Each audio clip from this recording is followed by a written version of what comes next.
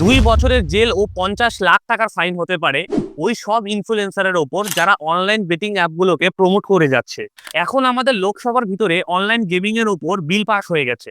যদি এটি এরপর রাজ্যসভাতেও পাস হয়ে যায় তাহলে এটি একটি অ্যাক্ট হয়ে যাবে। অ্যাক্ট তৈরি হওয়ার পর গেমিং অ্যাপগুলোর ওপর পুরোপুরি ব্যান লেগে যাবে। আপনি ড্রিম ইলেভেনে টিম বানাতে পারবেন না। এই যে My Eleven circle, Jongli rummy, এই সব বেটিং অ্যাপগুলো বন্ধ হয়ে যাবে। এর রিজন এটাই যে গভর্নমেন্ট সেই সব গেমগুলোকে ব্যান করে দিচ্ছে যেগুলোর মধ্যে টাকা পয়সা ইনভলভ আছে। আচ্ছা, এই যে 2 বছরের জেল হবে না, এটি পুরোপুরি নন বেলেবল অফেন্স। মানে এই 2 বছরের মধ্যে কোনো রকম বেল পাওয়া যাবে না যতক্ষণ না তার শাস্তি পূরণ হচ্ছে। আর যদি কোনো অ্যাপ অ্যাক্ট হয়ে যাওয়ার পরও চলতে থাকে আর মানুষের দ্বারা অনলাইন সাট্টা করাচ্ছে, ওই যে গেমিং এর মধ্যে হেলিকপ্টার ওড়াচ্ছিল না লোকেরা, ওই সব লোকেদেরকে গভর্নমেন্ট ক্লিয়ারলি বলে দিয়েছে 3 বছরের জেল হবে আর কোনো রকম বেল পর্যন্তও পাবে না।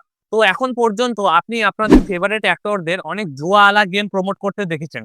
সব ক্রিকেটার্স যারা অনলাইন গেমিং ও বেটিং অ্যাপগুলোকে প্রমোট করতেছিল, এই সব কিছু এক রাতের মধ্যে ইন্ডিয়াতে ব্যান হতে যাচ্ছে। এগুলো বন্ধ করার সব থেকে বড় কারণ হলো না শুধু মানুষের সেভিংস নষ্ট হচ্ছিল, বরং মানুষ ইন্ডিয়াতে সুইসাইড পর্যন্ত করছিল। গত 31 মাসের মধ্যে 32টি সুইসাইড কেস রিপোর্ট জারি করা হয়েছিল শুধুমাত্র কর্ণাটক রাজ্যের মধ্যে। আর এটা আমি বলছি না, এটা আমাদের আইটি মিনিস্টার নিজে লোকসভার মধ্যে বলেছেন। 30 सुसाइड 31 महीनों में ये टाइम्स ऑफ इंडिया में 20 तारीख को छपा है। আপনি ভেবে দেখুন এটা কতটা ডেঞ্জারাস। আমরা এমন এক অনলাইন এডিকশনের মধ্যে ফেসে যাচ্ছি যেখানে আমাদের সারা জীবনের সেভিংস চলে যাচ্ছে। ইন মাই ওপিনিয়ন এটি গভর্নমেন্টের একটি সঠিক ডিসিশন। বাট এগেইন আপনি আপনার ওপিনিয়ন কমেন্ট বক্সে অবশ্যই জানাতে পারেন যে এই বেটিং অ্যাপগুলোকে গভর্নমেন্টের ব্যান করা উচিত নাকি রেগুলেট করা উচিত। আর ভিডিওটিকে আপনি একটি লাইক আর শেয়ার অবশ্যই করবেন যাতে বাকি মানুষগুলোর কাছে একটি রাইট অ্যাওয়ারনেস পৌঁছায়।